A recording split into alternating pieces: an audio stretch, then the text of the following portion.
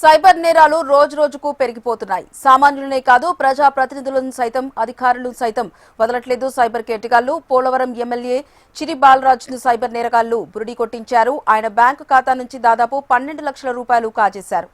RTA challan పేరుతో వచ్చిన link ను ఎమ్మెల్యే క్లిక్ చేయగా ఖాతాలోని నగదు మాయమైంది. వెంటనే మోసపోయినట్లు గ్రహించిన ఎమ్మెల్యే బాలరాజు జీలుగుమెల్లి పోలీస్ స్టేషన్లో ఫిర్యాదు చేశారు. ఈ మేరకు రంగంలోకి దిగిన పోలీసులు కేసు నమోదు చేసుకుని దర్యాప్తు చేపట్టారు. అపరిచిత లింక్ల పట్ల అప్రమత్తంగా ఉండాలని హెచ్చరించారు. ఇదే అంశానికి సంబంధించి పూర్తి సమాచారం మా కరెస్పాండెంట్ భాను అందిస్తారు. భాను.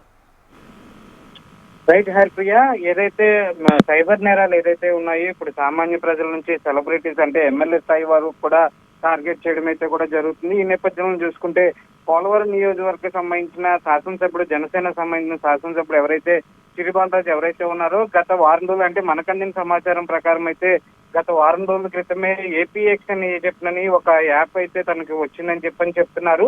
జంగారెడ్డిగూడెంకి సంబంధించిన ఒక బ్యాంకు సంబంధించిన ఖాతాలో తన ఫోన్ లింక్ అవ్వలేదని చెప్పిన ఈ యాప్ ఏపీఎక్స్ యాప్ ద్వారా లింక్ చేసుకోవచ్చు అని చెప్పడం ద్వారా ఆయన లింక్ ని అయితే ప్రెస్ చేయడం అయితే జరిగింది. ప్రెస్ చేసిన with in fraction of minutes లోనే ఏదైతే సుమారు 12 లక్షల రూపాయల దాకా నగదు వెంటనే మాయమైందని చెప్పని ఆయన చెప్పడం అయితే జరుగుతుంది.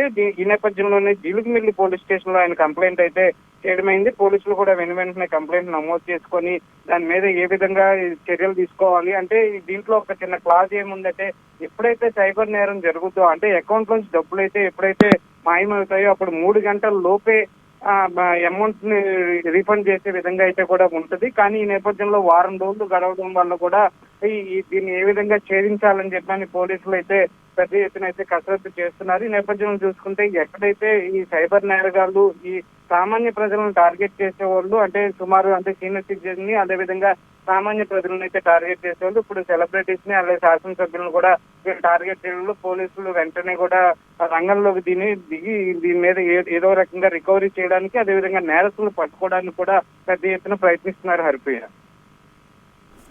Right, thank you.